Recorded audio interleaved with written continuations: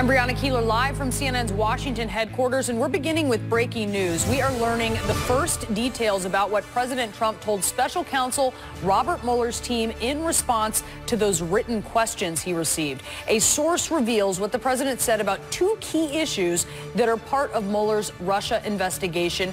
Joining me now, we have CNN reporter Kara Scannell, former federal prosecutor and CNN legal analyst Shan Wu, crime and justice reporter Shimon Prokupecz, and our chief political correspondent Dana Bash. Tell us about this new reporting. Well, Brianna, as you mentioned, we are getting the first insight into how the president responded to Robert Mueller's written questions, which until now has been a big unknown. So sources familiar with this matter tell CNN two things. Number one, the president told the special counsel that Roger Stone did not tell him about WikiLeaks. And number two, that the president was also not told about the 2016 Trump Tower meeting between his son, campaign officials, and a Russian lawyer who, of course, promised dirt on Hillary Clinton. Now, the president's answers were described to us without providing any direct quotes, and said that the president made clear he was answering to the best of his recollection. But Brianna, these 2 points here, WikiLeaks and the Trump Tower meeting, they are really key, as far as we know, to Robert Mueller's central mission when he started this investigation, which is, was there any collusion between Team Trump and the Russians? And if so, how high up does it go as well? Yeah. How is this different, what we know he's said here, compared to what he said publicly? So we're told, Brianna, that what the president said in these written answers is similar, matches actually what he has said in public. But of course, there's a big difference. These written answers would be subject to criminal charges if false. That's why it is our understanding that the president made clear his answers were the best of his recollection, which is standard for lawyers as a way to shield their client, to make sure that they're not in any legal trouble if their answers are challenged. And especially, Shimon, because some time has passed since we know some time has passed, of course, since the Donald Jr. Trump Tower meeting with a number of campaign officials, including Jared Kushner, Paul Manafort, with the Russians. There was a blocked call that Donald Jr. Was talking to someone who had a blocked number after the meeting. He has said repeatedly that that was not his father. The president here is saying, to the best of my recollection. Where are we on the blocked call, and how significant that could be when we know what Dana's reporting here? And that is still a very significant thing that we don't have answered. We don't yet know who that blocked call was from. Look, the special counsel will know who that blocked call was from, because we know they've subpoenaed phone records, emails, all that information they now have. Whether or not they get to follow up with the president, I think that's the key point here also, that do they now have enough to follow up to the president if this does exist, if there are phone calls, if there is information that people were communicating, whether it's WikiLeaks, whether it's the Trump Tower meeting, whether they were communicating in real time information to the president. Does this now, if this exists, is there enough information for them to follow up with the president about? Shan, you're a former federal prosecutor. When you hear that these are the president's answers to these written questions from the special counsel, what's your reaction? My reaction is I would really want to follow up. That phone call has been just a nagging red flag to me for a long time, because it's such an easy answer. And I think it's significant he's talking about his recollection there, because he's definitely leaving himself a little bit of fudge room. So that is significant to you. That's not just lawyer speak, to the best of my knowledge. That's not just providing cover. Do you think he should be able to recollect if he did indeed talk to his son? I think so. I mean, it is lawyer coaching. I mean, we tell people if you don't remember something, say that you don't remember it. Given these circumstances, I don't really believe that he wouldn't remember such a thing. And I always like my clients just to say, no, I don't think that happened. Well, but that's not what he says, Kara. No, and it also puts potentially his son in some legal jeopardy if his answer were to go the other way, because Don Jr. has testified before at least 3 congressional committees where he has said under oath that he did not tell his father about the email, about the meeting in advance of it. So if Trump answered the opposite way, that would also put his son in some trouble too. And what about the WikiLeaks part of this, Shan? What's the significance there for you? Well, the WikiLeaks part of it, there seems to be so much sort of tension building on that front. And I think that really is what Mueller's interested in, to really put the campaign in touch with the Russians. I mean, that's kind of the missing link there, is if you can connect those dots for it. And so I think that's what the significance is. I think what's interesting is what we learned from the entire Corsi situation yesterday, is that there is information that the special counsel believes that they have, that Roger Stone was communicating with senior members of the Trump campaign about WikiLeaks. These documents that Corsi released to everyone doesn't say who that senior member is. Mm-hmm.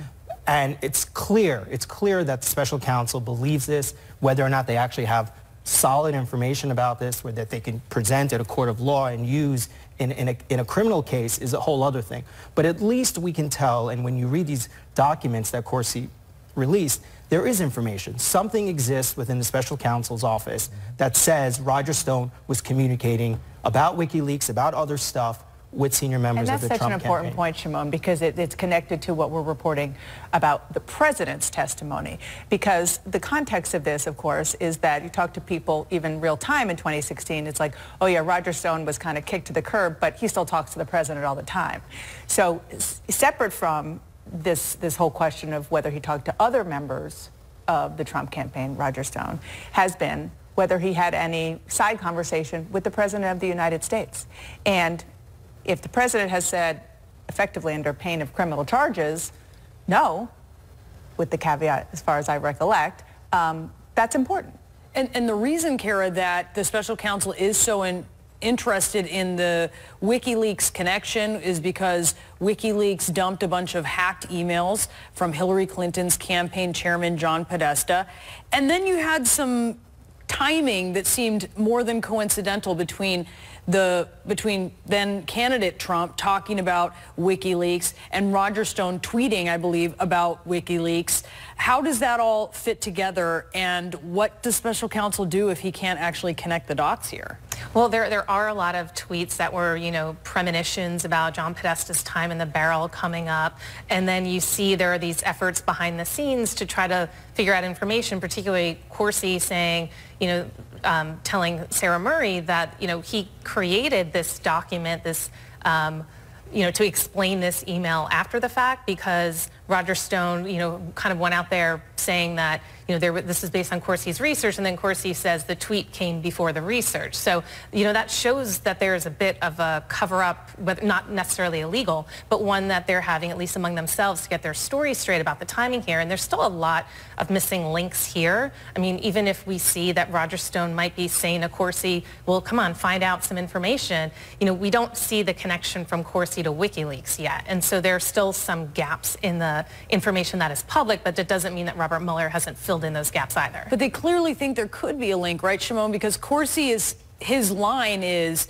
well, this was just a prediction I had that WikiLeaks was going to do this. And I shared my prediction with Roger Stone. He says, Roger Stone's like, no, he didn't tell me about that.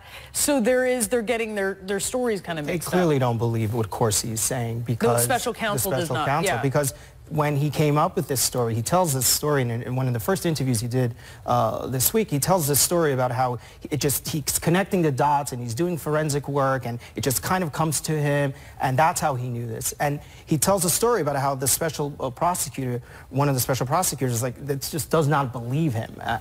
So they don't believe him. That's why they're having issues with it. And they may have other information that we just don't know about. The other thing that's important, I think, what Dana here is reporting, is that you would hope that, given how much trouble people have gone into when they appear before the special counsel and that they lie, you would hope that the president is not dumb enough to do this. You would hope that his lawyers are not dumb enough to go ahead and lie. And you would hope that they have done some work so that it doesn't set him up in what he's been calling a perjury trap. He has, by saying he doesn't recall, obviously that protects him in some light. But imagine if the special counsel comes out and has information in this report that refutes this entire story. That's going to be a pretty big deal. Shan? Yeah, I mean, to Kara's point, I think it's fascinating that he's trying to couch his memory that way, because if he really wants to stand up for his son there, he just needs to be completely confirming, absolutely, that didn't happen. And I just want to be clear that the answers that the president gave to Robert Mueller were described to us. So we don't have and so the description from our sources was, the gist was, as far, to the best of my recollection. Sure. We don't have the exact wording. Yep.